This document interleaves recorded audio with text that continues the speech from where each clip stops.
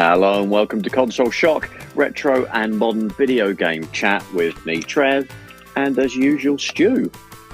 Hello. How you doing, Trev? You all right? Yeah, it's going to be a funny one, actually, because, I said we do retro modern video game chat, but it's not going to be really doing so much of the game part of video game. We just want to chat about, the video bit, really, funnily enough. But we'll get to that in a minute. How are you doing? Yeah, really well. I had a bit of a revelation in the last week or so, where I've suddenly realised I'm actually sort of a PC gamer now, and I looked at my Xbox and I haven't really put it on for probably a good couple of months, unless I'm watching a bit of streaming, a bit of Netflix, or something like that. So I've actually gone. All of the gaming I've done, I played Cyberpunk 2077. I'm playing Far Cry 6 at the moment. Really enjoying these games, and they just feel a lot more immersive when you're playing with a mouse and keyboard. Believe it or not. So yeah, I wanted to get into Cyberpunk 2077, but I've got to play all the previous games like Cyberpunk 2075, Cyberpunk 2076. There's like 2,000. I assume there's over 2,000 games. To be honest with you, if you haven't played the 2,000 games before, you won't know the story and you won't enjoy it. So it's really important that you played the previous. Same problem. That's why I never got on with Wipeout 2097. I never played 2096 or 2095. It's weird. Exactly. So yeah, exactly. Well, that's good news. Oh yeah, same. I mean, I've got an I didn't buy them. I haven't bought a PS5 and bought a series console. I still play my Switch a lot. I never really stopped playing that because there are games that don't exist, that are on that, especially like Mario, also the Nintendo franchises. But there's the odd game like FC24 that we've talked about before, that you can't play on the Steam Deck. So that's the best handheld option at the moment. It's a pretty decent port of that game on the Switch. It's the best EA Sports football game on there. They actually made an effort with that on the Switch. Hopefully, it means with the Switch 2. We'll get like an even better version going forward. That's probably why they ported it. Really, is kind of to get that the latest engine kind of running on Nintendo hardware. So when they jump to the Switch 2, they can just it'll be easy for them to make FIFA games on that, or EA Sports FC games that are going forward. But yeah, so Mario Wonder I've been playing. Is it good? But it's really good. I've got as far as the second world, so I'm not that far into it. But it's really good. I've got a bit of a backlog of Switch games that I picked up when I was on holiday a few months ago, and I haven't touched all of them yet. But Wonder I have, it's better than Super Mario Brothers, the U series, or the new series. Sorry, new Super Mario Brothers. Although I like those as well. So I definitely would recommend it, even if you haven't really played the 2D Mario game before. It's by far the best one. I would say. I thought, because I read all the reviews and I was going to pick it up at Christmas, but obviously I got the Switch from yourself, not the Switch, the Steam Deck from yourself. So I was getting into playing that, and actually it's quite funny because one of the things I liked about the reviews, people sort of said, Super Mario Wonder, it's not amazingly challenging I find that with platform games, I haven't really played them to the extent that you used to play them. You used to play them all the time, so I'm actually, the thought of it being not super challenging sort of appeals to me. Maybe as I'm getting older. No, I agree. I'm with you on that. We've talked before about how these days, to be honest, when we start a game, we probably throw it right on easy mode, just so we can have a session of playing a game without wanting to bang our heads against the wall. I know there's tons of people love really hard games and they kind of get a kick out of it and they enjoy it. I'm at a point now where I don't really. I like to, that's not to say I just want to be sort of steamroll through a game. Even on easy, a lot of games. I've been playing Alan Wake on easy, the first one on the Steam Deck, funnily enough.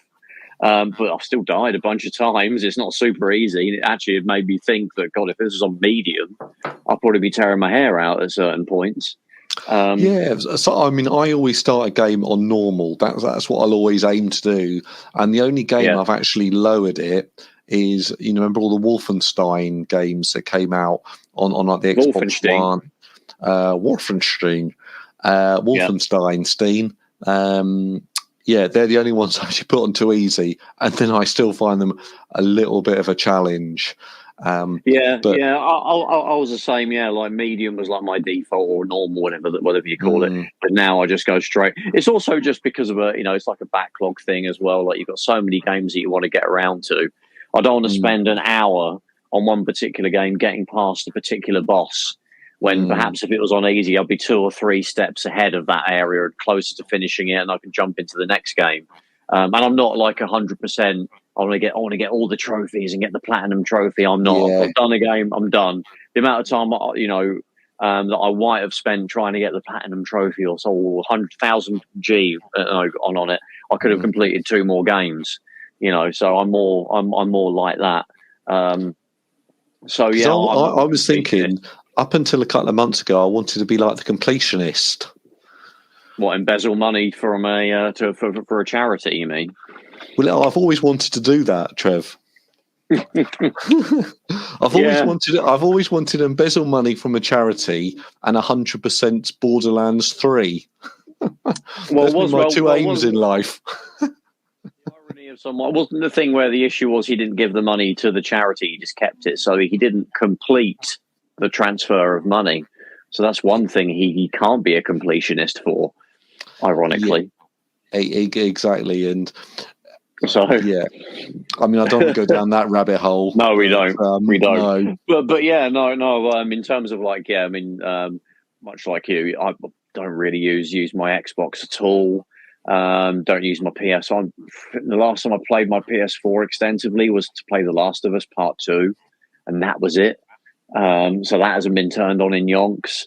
I mean, if I ever to be honest, I've got that little setup that I have where I've got a bunch of consoles in like a little unit with a TV on top that I use for my sort of, home console based gaming. The only time I really use that is for something old. Like at the moment, I've got a PS1 plugged into it. I think I've played PS1 more times in the last few months than I have anything else, even like PS3. I've played more than anything more recent than that.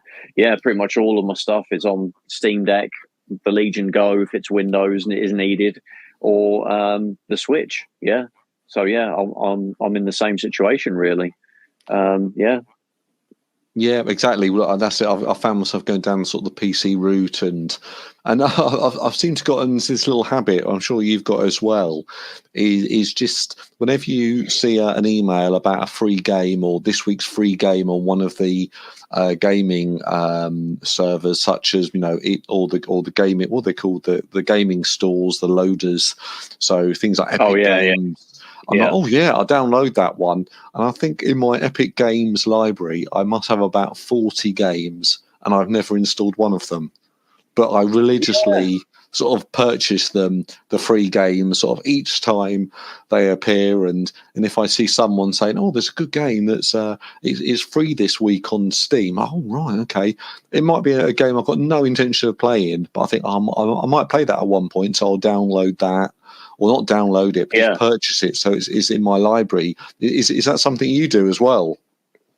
I used to, like back in the day, I think they stopped doing this a few years ago, but certainly 8-9 years ago, EA used to give away free games like once every couple of months. I think I've got things like SimCity 2000 and things like that in the old EA Origin app. Now just EA, it's just called the EA app, I think now on the PC. There's Epic Games. I think I picked up a couple of games when they did that. I think like Assassin's Creed, one of them, and like Sonic Mania or something. But to be honest, I don't really like their launchers, like either EA or Epic Games. So to be honest, I think it's something I really, really want. I don't understand that. I mean, we're going down a little bit of a tangent where people say, I don't like someone's launcher. And I'm like, well, if I'm sort of a little bit like, well, actually, the game's $7.99 on one launcher and $15.99 on another launcher. Well, I'll buy it on the launcher that's $7.99, and then people and I didn't quite get it. Now I've got the Steam Deck. I'd rather get it on Steam because potentially I can play it on the Steam Deck as well. But when people say I don't like a launcher, that's just a little bit of software to get a game running. Yeah, I mean, you're right. It is a little bit irrational, but you made a good. You touched on something where if you want to play it on the Steam Deck, obviously you can put Epic games on there and GOG games and things like that, but it's a bit of a faff to set up to the point where me to a degree and a lot of other people might be like, screw it, I'll just. You might be able to find that game on Steam going on sale, and it might be a couple of quid or something like Sonic Mania. I actually rebought that to play on my Steam Deck without needing to try and get Epic Games Launcher working, but it was on sale for a couple of quid. So I was like, if it could just work straight away, yeah, I'll do that. So there is an element of wanting it to work on the Steam Deck. Obviously, with something like a Legion Go, like I've got, that's not as big of an issue because you can just pop whatever launchers on there that you like, and I have done that. So there isn't an issue really for me there anymore. But I think it's also with the user friendliness and things that's great with the Steam Deck is you've got something that I was experimenting with over the last week actually is streaming to another device. So I've got a Mac Mini that's plugged into our living room TV, and I've got Steam, the Mac Steam client on there, and I can basically with my Steam Deck is on, I can look at my library on my big living room TV via my Mac Mini with Steam on it, and it can even if it doesn't have to be whatever game, it'll say, do you want to stream this? And you just hit stream, and it will then talk to my Steam Deck, and it'll actually stream the game from the Steam Deck to my big TV, and I can have it full screen on a big TV. The quality isn't as good obviously as when we just been on the actual screen, because it's basically passing a video. You're basically playing like a cloud game almost, but it's better than that because it's from the device that's in the same room. It's not going up to the cloud and then coming back to you. So the latency is far less and the quality is pretty decent. So that's only something that I can really do by it has to be a Steam talking to Steam. It can't do that if there's a game that's in Epic or something like that. I can't stream that.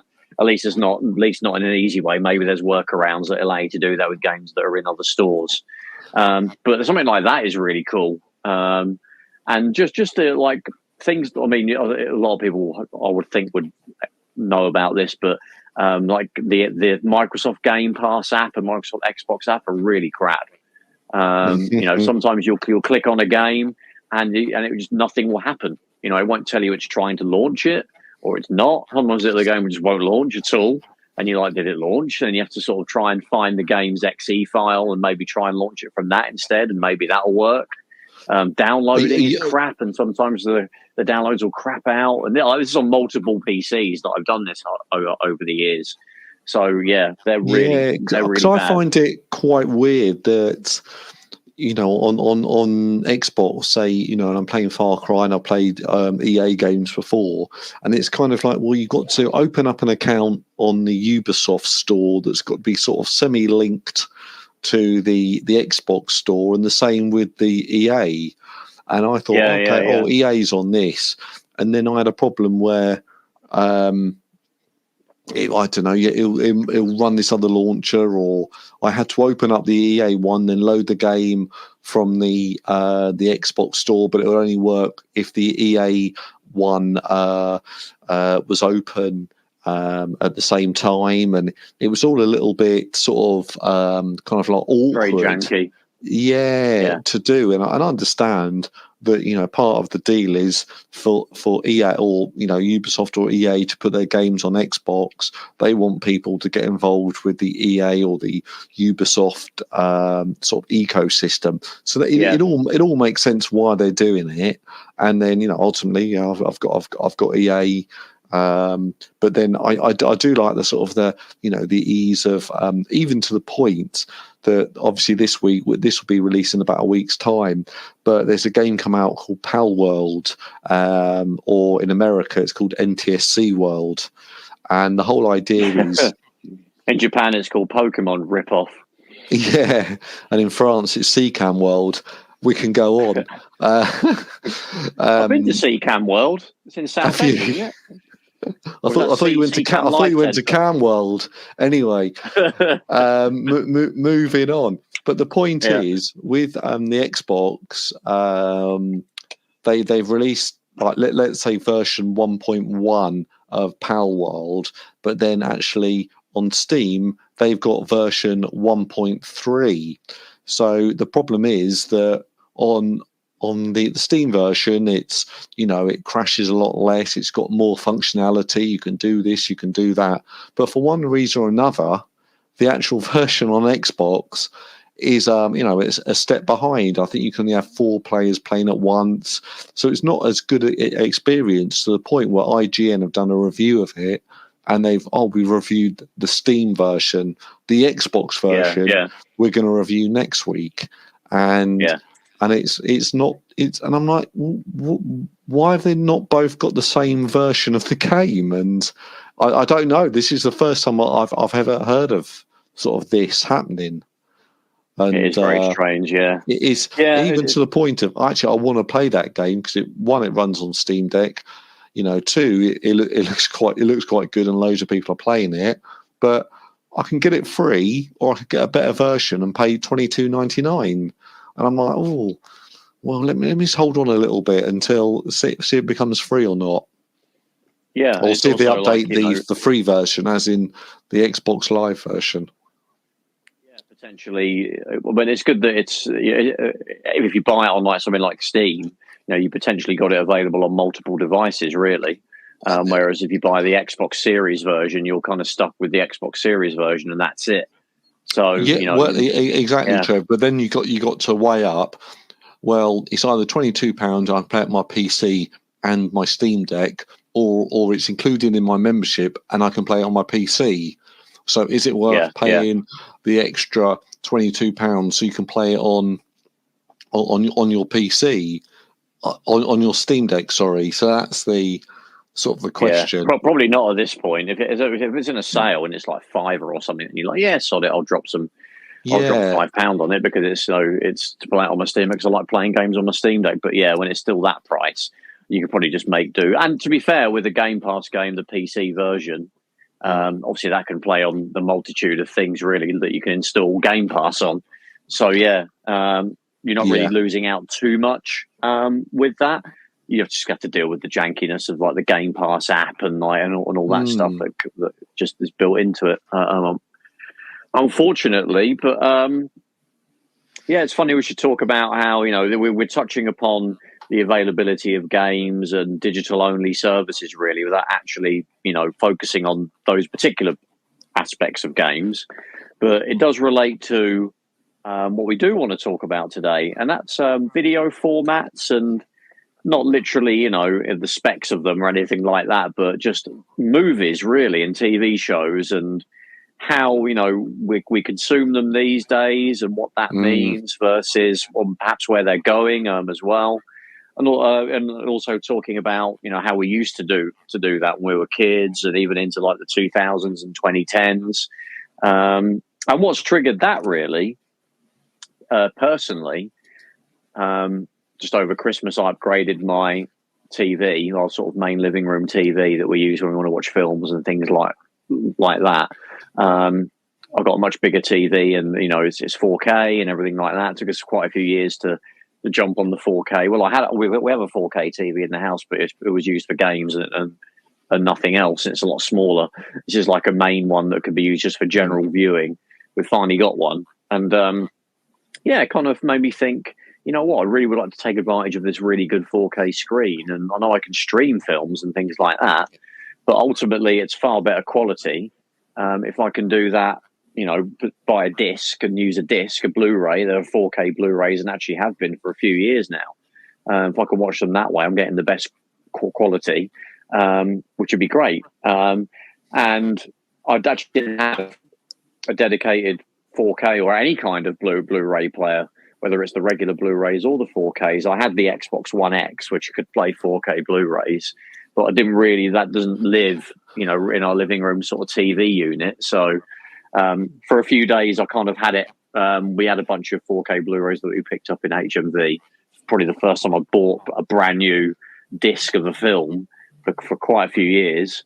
And yeah, I thought, we used the Series X a couple of times, and I thought, yeah, it'd be great if I could just get an actual dedicated player, because I haven't got a remote for the Xbox Series, the Xbox One X. You have to use the controller, and you have to navigate the interface and get to the Blu-ray app and do all that stuff. And it's not really. It's just like the Blu-ray playing of the movie playing is really a side hustle on that.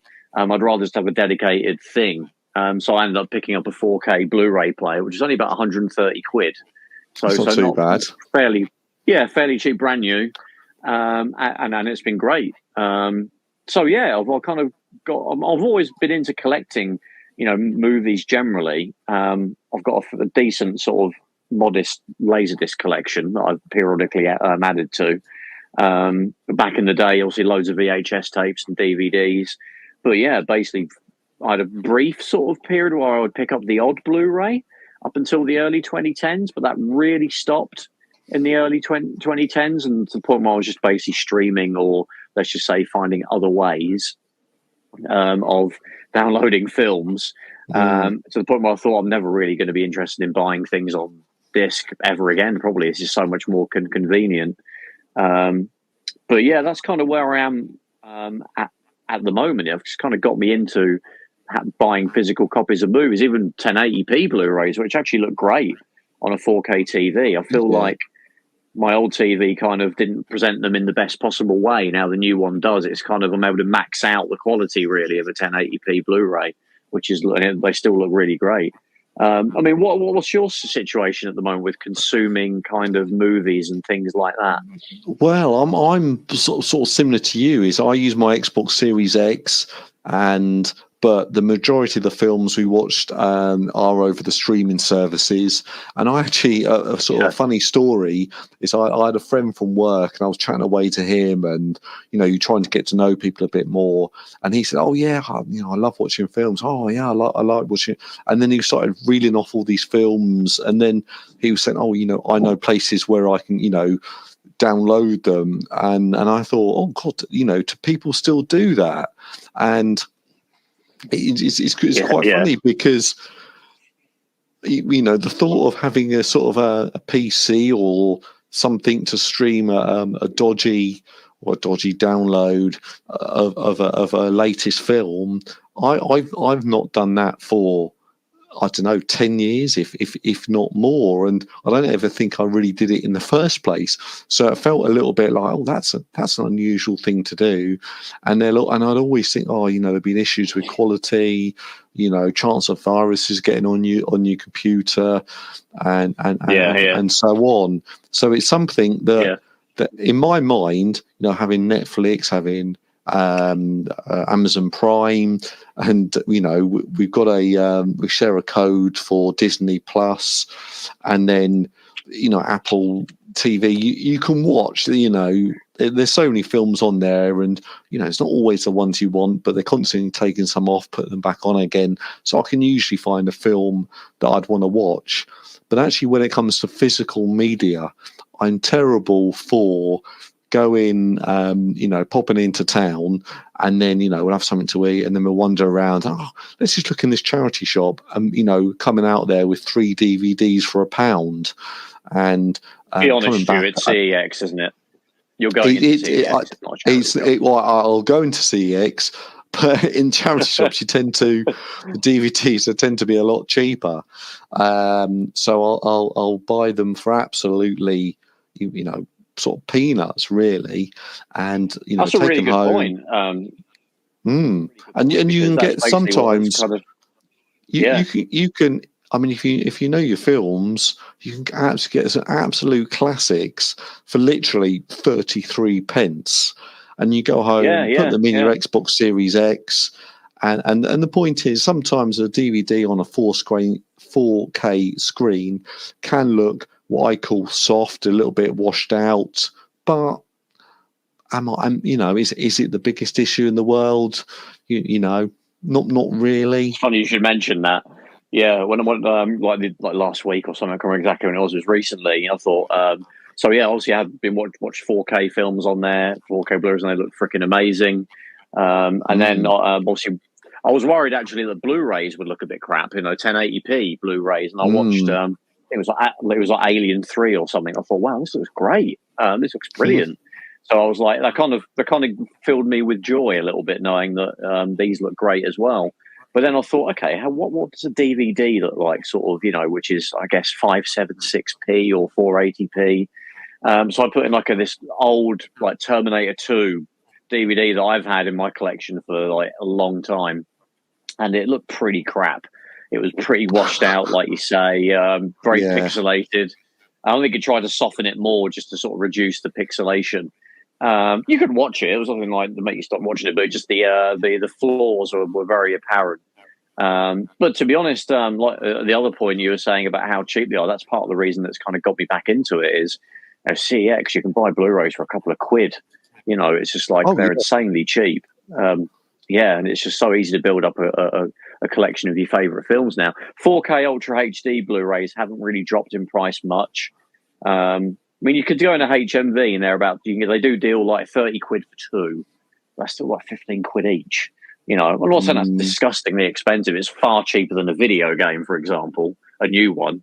But yeah, you even going into CEX, they do have a little bundle of 4K Blu-rays in there, but they're still about 8, 9, 10, 11, 12 quid. And I'm a cheap bastard, I want them to get down to that regular Blu-ray price, which they may do at some point. But to be honest, I don't think people are buying them in the volumes that people bought regular Blu-rays, and more so with DVDs because that's the era when it's really died. Really. That's the point, isn't it? And you go into a CEX, and then I mean, there must have been 10,000 DVDs in a typical CX, or maybe 2,000, and then there might be 400 Blu-rays, and there might be 30 Ultra 4K Ultra high definition discs. And would you say that's kind of like the ratio? Yeah, I mean the Woolwich one where I live, which is a pretty decent CEX, still smells of sweaty vinegar, but it's actually still not bad. Very good for retro. There's a lot of really good retro stuff. Yeah, it's literally like God, it must be about half of an entire big long wall of just Blu-rays, and then maybe one segment of out of 10 is 4K Ultra HD Blu-rays. So yeah, it's like 10% probably, maybe less. Yeah. Of the total sort of films on a disc, are the 4K Blu-ray. So yeah, the volumes just aren't there, perhaps, for them to really get super cheap. So yeah, I don't think people. Point.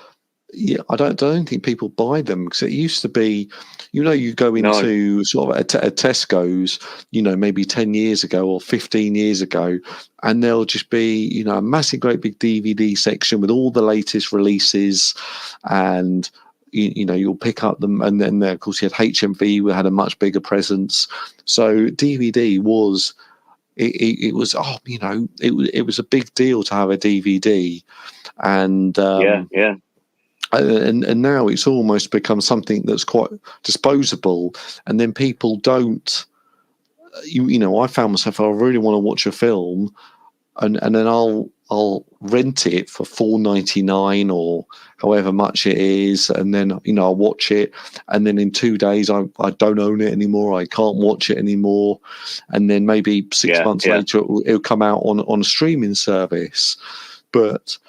That's kind of the issue, and we always talk about let's say films that are coming out now, and then in 20 years' time, if you want to watch them, hopefully they'll be on streaming services. But there's no way that I don't think all films come out on Blu-ray or 4K HD discs or even DVDs. I don't think they do anymore. No, I watched a YouTube video of someone that was talking about, the decline in physical movies, being available and people buying them. And then he got some stats on how many actual releases, how many, films and TV shows are actually available in each format. And like DVD was mental. It was like something like a few 100,000 films and like TV shows are available. Yeah. Then he did Blu-ray, and Blu-ray was like sort of 50,000 or something. Yeah. So quite a big drop, but still not an insignificant amount. It probably covered for most things you could ever really want. And then but then he did 4K Ultra HD, and it was something like 900. So it's not even four figures have come out on 4K Ultra HD, and it's been around a few years now. I mean, 2016, which is kind of mind blowing to think, was when they started releasing things on 4K. So it's been around quite nearly a decade, and you don't really feel like it's gained any kind of a huge traction. I mean, obviously, I've only just now bought one out of a kind of a weird nostalgia / desire to just sort of get back to the days of when I used to be really excited about collecting, and it's gotten me excited about building up a collection of films again, because I'm a big film fan. I love films, go to the cinema constantly and watch old films all the time, watch new films. But yeah, I just had a spell where I just completely abandoned physical. And when they started making them, I didn't really have any interest. But I think a lot of the issue, and I think this has affected Blu-ray as well, regular Blu-ray. For one, a lot of people were just happy with DVDs and thought, well, this is amazing. I've got a film on the disc. I can do what I want with it. I can pause. I can rewind. I can do everything out. It was so much clearer that it was better than a VHS. What does a Blu-ray do for me? It's the same, isn't it? Exactly. The jump from a DVD was night and day over a VHS, and then if you imagine going from a Blu-ray, well, when Blu-ray came out, a lot of people only had 720p screens. They might have had 1080p. So actually, to be honest, I think a lot of people. Yeah, they weren't 50 odd inches. They might have only been 32 or 28 inch screens. So actually, the difference now, people have got you've got what? How big's your new TV? 50 inches, 60? Well, if you look at the Blu-ray when it first came out in 2006, I mean, I was still rocking my own TV was a little CRT. My parents' TV was a CRT. So yeah, not a lot of people had just a HD TV. And to answer your question, what we've got now, we've got like a 65-inch Hisense. So yeah, exactly. So that's just the fact that you've got that. It just makes a DVD, look even worse, and that's kind of the problem. Whereas a Blu-ray, like a 1080p Blu-ray, I sort of mentioned earlier that they actually look really great. That might be because. For the TV I had before, it wasn't really giving me the full, potential image quality that you could get out of a Blu-ray. It was kind of adding a layer of fudge. It was a decent LG sort of 1080p TV that we had. But looking at watching it on the Hisense that we have now, which is much brighter, much better colors. It just makes a Blu-ray really look brilliant, and obviously a 4K looks even better. But to be honest, the difference isn't as big as I thought it would be. Probably if I went literally from a regular Blu-ray to a 4K back to back, within a split second of each other, and I could stuck my face up against the screen, I'm sure you could easily tell the difference. I mean, the big thing with 4K Blu-rays is HDR. So you got very deep and extreme colors. Very saturated colors, which look great, and blacks are even blacker and all that stuff. But to be honest, watching a movie on Blu-ray for a couple of hours, then popping in one on 4K, I'm like, oh my God, that makes that last film I watch utter crap. So yeah, that's probably another reason why they're struggling 4K. Yeah, and for me, it's when you get a new TV and you'll watch something in 4K, Ultra HD, HDR, it's got all of the features, and you're like, oh wow, this is amazing. When you watch the second 4K, you're focused on the story. You're not focused on the quality of the image, and it's more about the story. And you have that initial, oh wow, yeah, this looks better. But then you get engrossed in a good movie, and that's why I think I don't mind buying DVDs, and then I'll take once I've watched them all, they get in a little pile, and we take them down to CEX, and I'll get a bit of credit or whatever, or take them back to a charity shop, and sort of like a bit of a rental service, really. So for me, that's I can't almost sort of justify sort of the sort of the quality, and I've seen it's almost like it's hit a ceiling, really.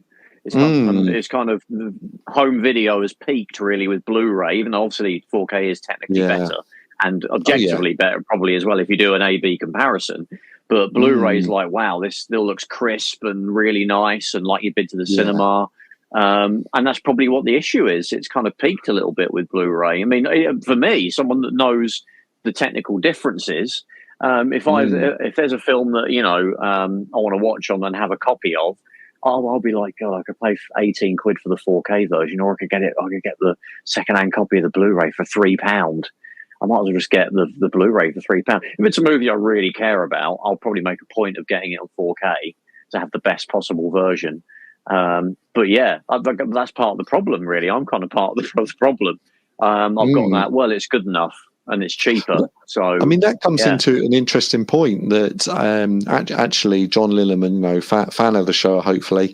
I think we've had him on as a guest previously, but he's one of the members of the Digital Foundry, and they were talking about 4K streaming, and as I mentioned to you previously, I signed up for when I got my 4K TV, and I signed up for Netflix. And I think they had the 4K service at maybe a tenner or something, and then it slowly went up. And then actually I thought, well, 4K, I'm not really, half the stuff I watch is not 4K anyway. So I put, went back down to 1080p. And then, but he made a very valid point, was he couldn't believe how much better a 4K Ultra HD DVD was than watching a 4K stream on Netflix. And I can vouch for that. It was like night and day. And then, a switch came on in my mind. It was like, I thought, 4K was 4K, but no, it's not. It's they can describe something as 4K, but then the Blu-ray's got, I don't know, HDR, it's got Dolby Atmos, it's got better this, it's got better that. And then I think, well, it's the file, the file itself, it'll be 70 or 80 gig on like a 4K Ultra HD Blu-ray, whereas what you get streamed through to you, it could be like 20 gig, if that, and then it'll be further crunched down if you've got dodgy internet or God knows what else. Yeah, exactly. So what sort of snake oil are sort of Netflix sort of selling us and, charging us extra for Ultra HD? And reality, are we actually getting, we would certainly not getting the same quality as Ultra HD DVD, obviously. Yeah. You're not getting the maxed out sort of quality. I mean, I can sort of vouch for that as well. I watched, not long after we got the 4K TV in the living room, I watched like Alien, the first Alien film, because that is 4K Ultra HD on Disney Plus, and it looked great. But then when I was already said, like, I watched like Alien 3 on like a regular 1080p Blu-ray, and I was like, this looks as good as that 4K streamed, Alien that I watched. Because like we said, obviously it's a big testament to how good films are when they're on a disc. But yeah, it just shows that the version that I got served to me, it was compressed like a lot more heavily than it would have been on a 4K Blu-ray. So to be honest, even though I've got access to that copy, via Disney Plus, if I see, I'll be tempted just to buy that film on 4K. Because if a Blu-ray, 1080p Blu-ray can look pretty much as good as a streamed 4K film, again, probably doesn't have HDR and stuff that you probably could compare and say, oh, okay, it is a little bit better. I would love to know what it looks like on an actual 4K disc that's like far less compressed. It will look amazing.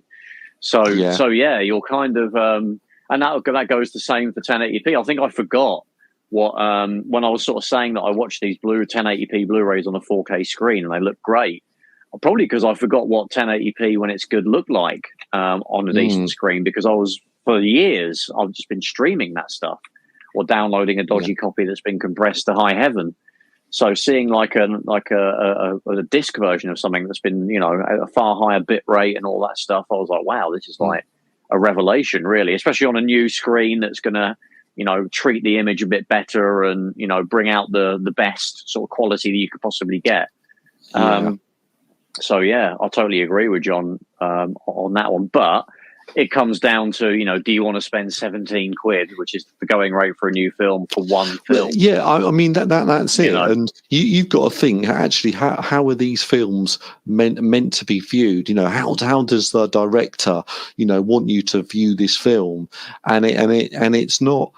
it's sometimes frustrating when if you're on a plane or you're on, and sometimes you're on the train and you see someone watching The Godfather or something like that on their phone, and you think, well, that might be 1080p, but you're watching it on your phone, and there's something I think quite satisfying about sitting down and turning off the lights, putting on a good film, taking your phone and putting it aside somewhere else, and actually really enjoying a good quality film, sort of in the way it's meant to be viewed. And I don't want to be a real sort of snob about it. Is if something's streaming on Netflix and the quality's not quite as good as if I were to buy a £15 disc, and in reality I probably wouldn't notice. So, but I think I'll certainly notice over. I think it's about getting in the mood and really enjoying a good film. In the right circumstances, and that's why I think you and me, we both like going to watch films in the cinema, and there's something about that is the experience of getting taken away, and I find myself that I like to watch big epic films in the cinema, and then I like to watch a 90-minute John Cena comedy sitting on my sofa, and then maybe doing a bit of scrolling on Instagram at the same time. And the two experiences are completely different. Yeah. And it's interesting, like talking about how you can watch things and what option you might go for. Like I've actually been more motivated to watch a film when I've got a disc of it, that even though I've got to get up and walk over and put it in a tray and close it and hit play. There's been times that I'm like, I don't want to watch a film, and I have an entire hard drive filled with like ripped, movie files and files obtained from elsewhere that I could just click on one and play it. But I'm like, ugh. Whereas I actually feel like if it was like a movie night, if I go out, like if I look at my pile of Blu-rays and think, right, yeah, you know what, I'm going to watch that one. It's actually motivated me to actually to go through. If I buy a Blu-ray now, I'm like, right, I'm going to watch that tomorrow, or I'm going to watch it tonight. Whereas just streaming is just like, can I be asked? It weirdly, and it's not. I don't feel like it's because I paid money for it or something. Unlike a streaming service where it's all just sort of gone into a nebulous thing that I just give $9.99 a month into whatever it is, $12.99.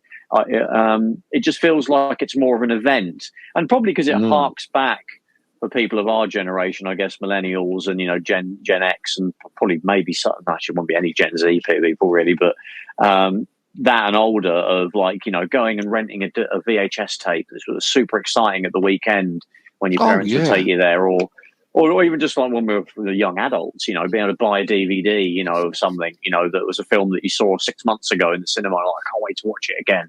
It'd be great to have it, and then the special features and see how it was made and all that.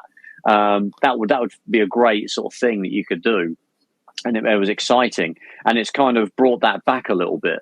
So it's probably an element of that as well, kind of a nostalgia of the olden way. We used to enjoy this 100%. Yeah, and I find the same as this experience where you I remember I bought from you an Everdrive, for a Mega Drive, Everdrive, whatever it's called, and it had every game on there. They're all really organised. I was like, this is brilliant. I've got all the games, and I found myself actually. Stu, can I just say I own every game. I own all of those 9,000 games. They're not pirated at all. Even the weird variations of Japanese games, I definitely own them, and I personally ripped them all. Just to throw that out there in case the law enforcement people are listening. Exactly, but the point that makes is that actually in reality, it's I prefer, finding the game on eBay and playing it. And the same comes to a movie. When you've got a million movies on Netflix, you just doom scroll through them until you find you might not even find one, or then you're tired and, you put on an episode of something that you're something else. You don't watch a film. It's a big commitment. So actually going out, exactly. Buying a film that you want to watch, sticking it in, and playing it. It's the same as going to the cinema. I'm looking forward to that new film coming out. Going to the cinema, and then the same as back in the day. You went to the video shop. You walked around. You looked at all the boxes. You made a really good choice, and then you rented that one. You had it for the weekend or one night or whatever, and you went back, and it was an event. To watch that, and that's something that I don't think the streaming services really can sort of emulate, because sometimes it doesn't feel right. You're on the 8:10 train and you're watching the latest Indiana Jones film on Disney Plus. Like, what experience is that? I've never done that. Watched a film on a phone on like a bus, because I just feel like, no, I'm going to wait till I'm at home and I've got a big screen to do it on. There's other things I do on my phone, like read a website or a book or something, or a magazine, or listen to music. Honestly, I've never really wanted to watch. Maybe I might have watched a TV show on the odd occasion, but a movie, I just feel like I'm robbing myself of the best, way of watching the film. 100%. Absolutely, yeah. I want to go and. Go ahead. Yeah. I was just going to say, like, talking about how we're kind of maxing out, the quality, and it's kind of peaked in terms of, like, probably even with Blu-ray, really 1080p Blu-ray. Now it's kind of gone even further with 4K. And certainly with like the TV that I've got now, and it's got really good sound. I mean, one thing I haven't done, I've never really had, is I've never had any kind of multi-channel sound kind of setup. Like, I haven't had like 6 speakers dotted around the room. So I've never lived it in a place where you always see in like the manual for like how to set up, 6-channel sound or something. And it's always like a huge screen on the wall, like the illustration, a huge screen mounted on the wall, and the sofa right in the middle of a living room. Yeah. And you can put the speakers perfectly around. I've never lived in a house that had that. I'm not. This isn't America. We haven't got huge pretty houses with living rooms like that. I've never had a setup. The closest thing I think was I had an ex-girlfriend, and her parents had.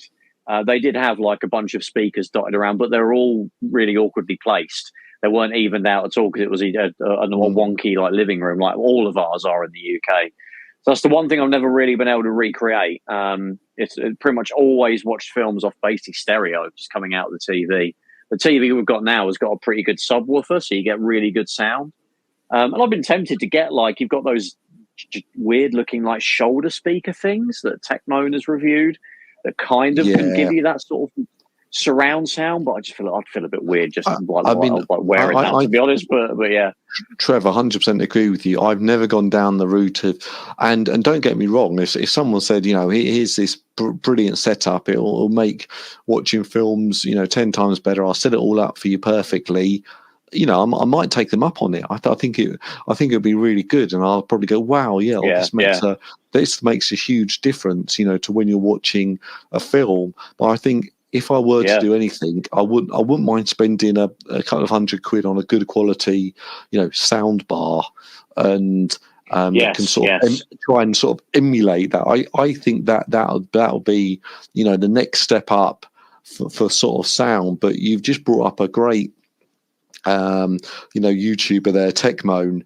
and he's introduced the world to lots of sort of, one of his series is sort of forgotten formats, and then obviously VHS, and he actually did a funny video. I'm going a bit off point here, but all about Betamax, and everyone said, oh well, Betamax was better because for some reason, Betamax is better because that's what they use actually when they film TV shows. But they don't use Betamax. They use another type of Betamax system. So actually, Betamax wasn't better than VHS. They were probably, very, very similar. And if anything, VHS was better because it could hold much longer films on there.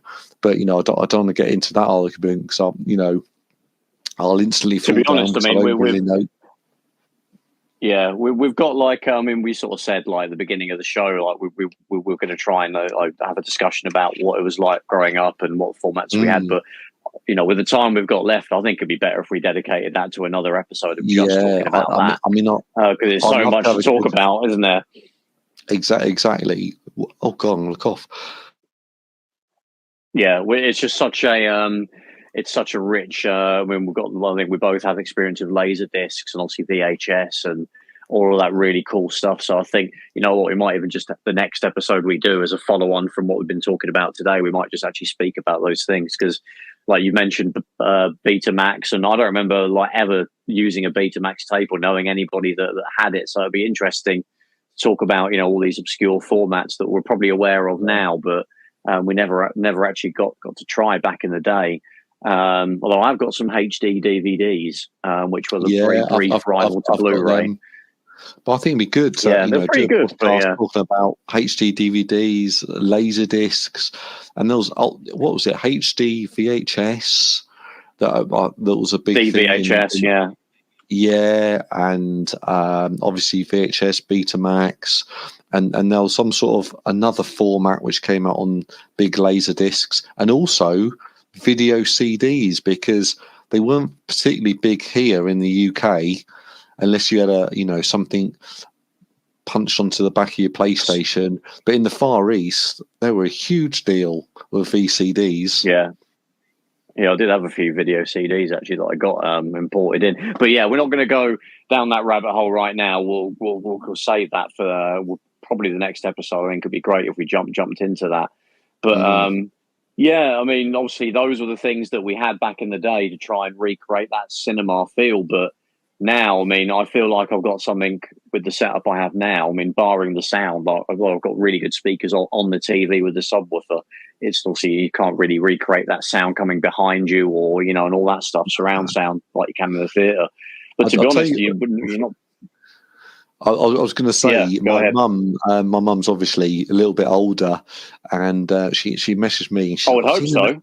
Yeah, and she says, Stuart, I've seen an advert in a Sunday magazine. There's some sort of thing called a Vox sound bar. And so she sent me the link on Amazon. She said, can you please buy it for me and I'll send you the money? So she sent me this link to this sound bar because obviously her hearing's going a little bit. And it basically clears up the sound because everyone these days, the flat screen TVs, the speakers aren't as good as potentially what they were on the old big CRTs. So then this sound bar is sort of apparently it's brilliant for for sort of older people who want to watch Midsummer Murders all day long, and it really sort of projects the voices, so much clearer than what potentially a modern TV would do. So yeah, she got herself one of them, which I thought was quite good. But I haven't actually heard it to see if it's sort of any better. But yeah, that is a thing that's annoying actually about modern films. Although it can vary depending on what you're watching. But a couple of the Blu-rays that I've watched, it's getting this setup that I've got. The voices are very low, but then the explosions are really loud. So it's hard to get a middle ground and keep them sort of like normalized. But then I've had other Blu-rays, probably actually fitting more recent ones, where they tend to be a bit better with that, and they sort of jack up the voices. I mean, I'm reading forums on how to sort of work around that. A lot of people say, well, it's just a symptom of multi-channel sound, and the voices are in the middle channel or something, so that kind of ends up getting sort of crushed down a little bit. Whereas the explosions are supposed to fill the room and be around you, so they end up being mega loud. So it's difficult to watch if someone's trying to go to bed and you're watching a film on the big screen. You end up having to. Turning it down. Yeah, I'm like you. I live in an apartment or a flat, and And the whole thing is, I don't want to be the guy who's always watching, Rambo. Part 3 when he's in Afghanistan and going out and blowing everyone up, and everyone's sort of complaining about me. So part of it, I don't want that, that loud experience that you get in a cinema. I don't think that's a good thing, to be that guy who's got that. Yeah. But I'd certainly like a little bit more immersiveness. That's right, immersive. Yeah. One thing I keep threatening to do is maybe like in that sort of scenario where again it's late at night or something, and you're watching a film. I need to sort of figure out. I mean, they have Bluetooth. I mean, TVs have Bluetooth for a long time. I need to see if it will just hook up to my headphones, because that would be great. I could just put those on and have the big screen and have the sound right there. And be as loud as I want, really, and it won't be disturbing anyone. But I don't know, like if there's issues with like lag or anything. Like maybe because Bluetooth obviously would introduce some lag. And you might. I'd say that there wouldn't be, because a lot of gaming. I did a lot of on the Xbox Series X or the Xbox One. You can just plug the headphones into the controller, and you're playing, Call of Duty or whatever. And I never experienced any sort of lag there, sort of with the sounds, any sort of noticeable. So I don't think you would have with the film. It'd certainly be a lot less. I might have to give it a go, but I know they're a bit funny for some of the Bluetooth setups in TVs, because they often are just there to be compatible with their sound bar. This Bluetooth only works with the Sony so and so or something. You can't just hook up your AirPods to it or something. That what puts me off, because I don't want another remote sort of sitting on the sofa, and then I don't want to hold on, what cable do I need to buy to connect this to it? And then, how do I make sure that when I'm playing my Xbox or, my Wii U, for example, that the sound's going to come through there? And I don't know. I'm sure I can learn it all. I'm sure it'll just all work flawlessly. But that's sort of part of the problem. Yeah, it's a bit of a mess. It's a bit of a mess. It'd be more cables, more, plugs to use. And then when I'm watching a film, I haven't got a problem. I just, enjoy watching films, and it's good. Yeah. Good stuff. Yeah. Like I said, I've never had that sort of multi-channel perfect cinema sound setup. I mean, it's difficult to really do that when your TV that you'll watch films on is like kind of just your general purpose TV as well.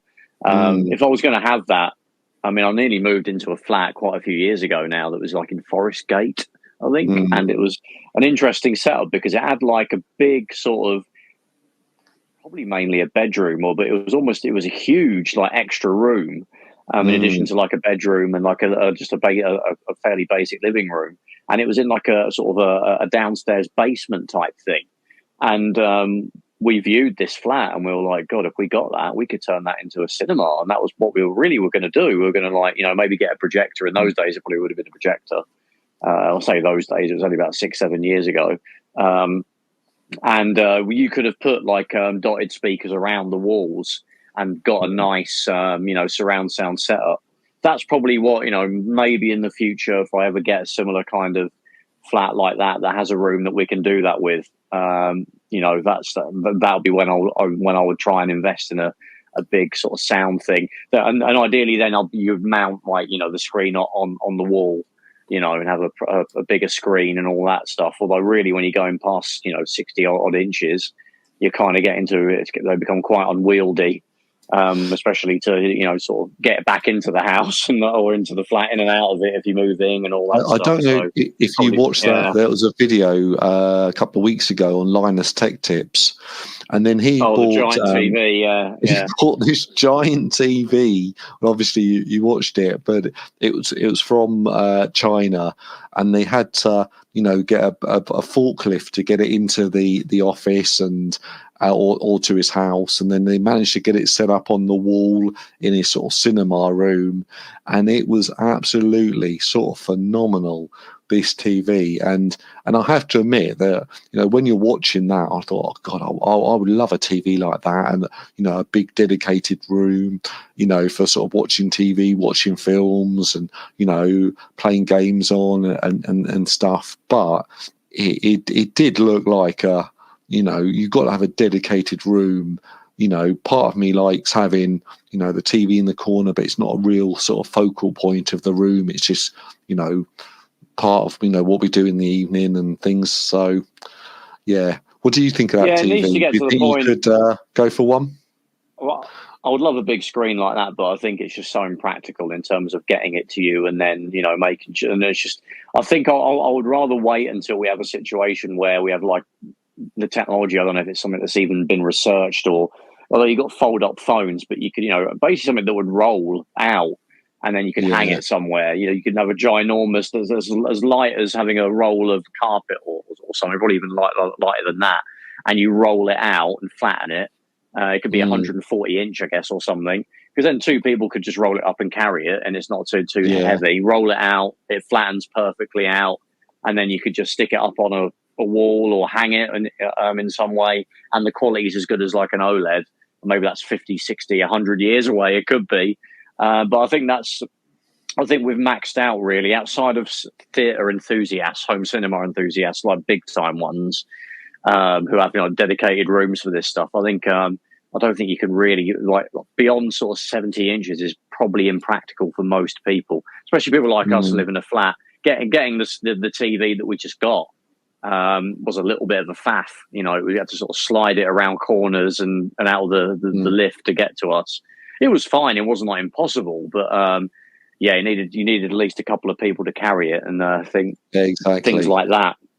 I think ultimately it needs to go down that route of some crazy like roll-up screen technology for it to go nuts with the size. So it's practical for you to move around and get to your house in the first place, but also you don't lose any quality. Whereas, like, you can argue, well, you can get a projector that could sort of throw a 200-inch screen onto a blank wall, and it's just a projector that you're dealing with, But, you're losing sort of brightness and contrast and the black levels and all of that stuff. So there's a bit of a compromise. And a projector can be quite bulky if it's a really good quality one and very expensive. So you're still kind of limited by that in terms of size. Oh yeah, I would like a screen that big, but I don't think I'd want that particular TV. It would have to be something that was a bit more practical. Yeah, I think something a little bit more sort of practical. I think this one was weighed something like 100 kg, which is something pretty difficult to actually sort of carry. Yeah, you'd need four people would need to carry it, really. So I mean, just getting it delivered. Exactly. I mean, if they lived in a flat, you couldn't do it. You couldn't send it to a flat. A lift would be too small to take it up. Maybe you need a freight like lift, a cargo lift, really, to better carry it up to a flat. It's really for people that have big houses, and obviously Linus has got a studio that they'll work from. He's got this little living room that he uses there. But I mean, there was one actually in Heart of Gaming in Croydon, isn't there? They have a huge screen that they do Smash on. And it's just propped against the wall on the floor. He hasn't tried to mount it. I mean, it's like I don't know if he's still got it. Is he still going? Heart of Gaming? I don't know. I'm not sure. It was actually, I think, during the pandemic that I went there when we were sort of semi allowed to go to places when shops were kind of half open. He opened it up and we went down there, and he had like an 80-inch screen. It was quite big and thick and chunky. But yeah, it wasn't mounted. It was just literally propped on the floor, against the wall in the corner. And yeah, it was just I think me and my girlfriend did play Mario Kart on it. It was very cool. But yeah, I was like, there's no way you could have the TV I've got, the Hisense 65 inches, very thin. It's thinner than the 55-inch TV that we just upgraded from. So but that's probably the limits of what we could realistically get into the flat and sort of manhandle and find a corner. We haven't got a bunch. We haven't really got walls. We've got a couple of like literal walls. The rest are just windows because we're kind of at the top of a.